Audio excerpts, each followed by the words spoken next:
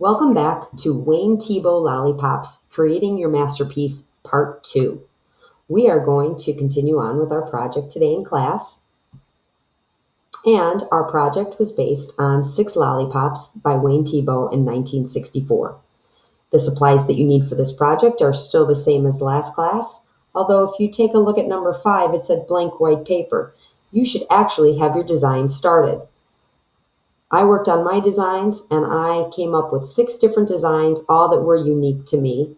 You should have 6 designs on your lollipops that are unique to you. Before we start coloring this and bringing this picture to life, I'm going to take you back to Wayne Thiebaud's 6 lollipops painted in 1964. You'll notice that Wayne Thiebaud has very dramatic blue shadows that he adds at the upper stem of the sucker. Also, very dramatic shadows are on the platform that the suckers sit in and also on the table. These are shadows that I would like you to add into your artwork. So before I started coloring, I decided where my light source was going to be coming from.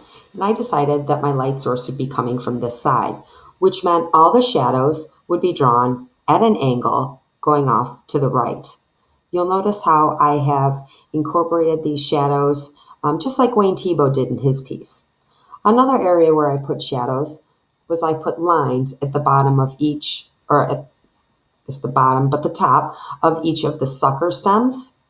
And what I've done when I put these in is I made sure that they were nice and round because I want this to look like a cylinder. If I decided that I was going to make this flat across, it would make it look like a shape. And I would like this to look more like a form. So I gave it a nice curve like that.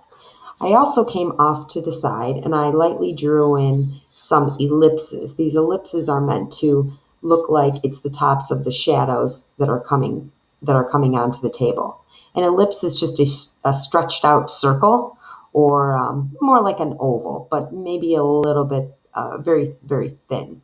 So these shadows that I put on the table are on the right side again because the light source is coming from the left. The next thing you're going to do is start coloring. When you're coloring, you want to make sure that you have your pencil sharpener and your pencils, and try to keep your pencils off to the side so as not to get a lot of unnecessary marks on your work. I actually started coloring this piece and I'm pretty happy with how it's going so far. I'm definitely looking at this individual sucker as how would it sit alone. I'm not worried about every other sucker that I have to color right now. I'm just worried about one piece.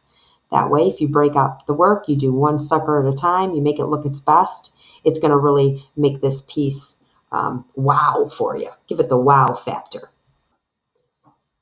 So if I was going to start coloring this sucker over here, the first thing I would do is actually clean it up. There's a lot of smudges, and if I take my pencil and I actually kind of erase most of the work, you'll notice that I'll still see it.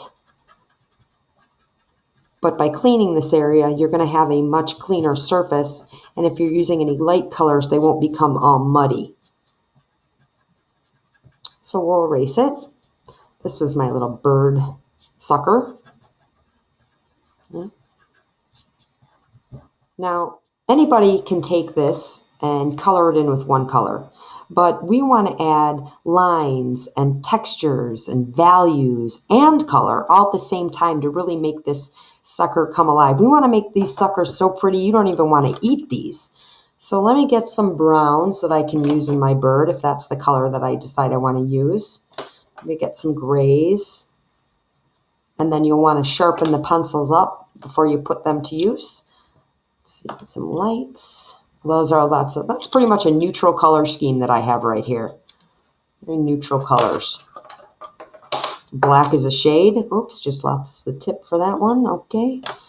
All right, and then I think this is actually kind of a grape. This is like a dark maroon. So I'm going to use this, and I'm also going to use this throughout my project because if I use a little bit of the same color in each lollipop, it's also going to tie together all of the lollipops, which I think will be a very nice feature and keeps the viewer's eye moving from shape to shape if you have common colors. So I'm going to start off maybe coloring my bird's wing. And just to give you an idea of how I might go about doing something like this, kind of play around with the textures, with the pressure. This is meant to look textured and fuzzy, so I'm going to press hard, press light, do some different lines. We'll start off with this lighter color, and what I'm going to do is I'm going to build my colors up.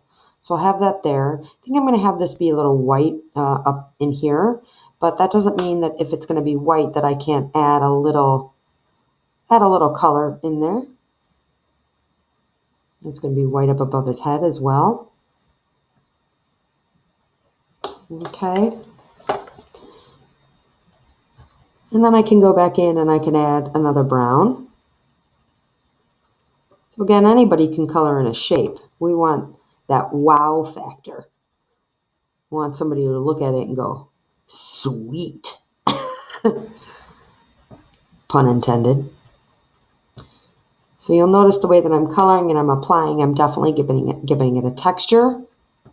This would be called also an implied texture.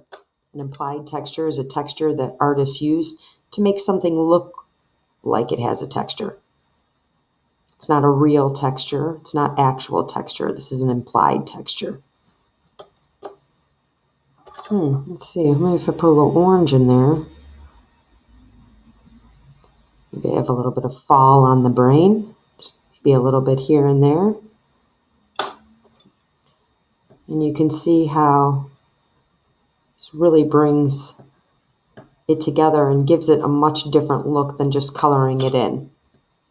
Be careful with your other work if you're coloring over something that your palm, which my palm is completely dirty right now, could mess up this. So you could always take another piece of paper and put it over your design so you don't mess that up.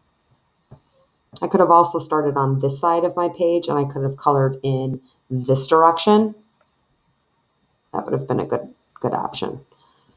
You know what I think I'm going to make? I'm going to make this dark too. And I'm going to do dark, dark, dark, and then I'm going to have light and light. When we have different darks and lights coming together, we have contrast because they're like opposites.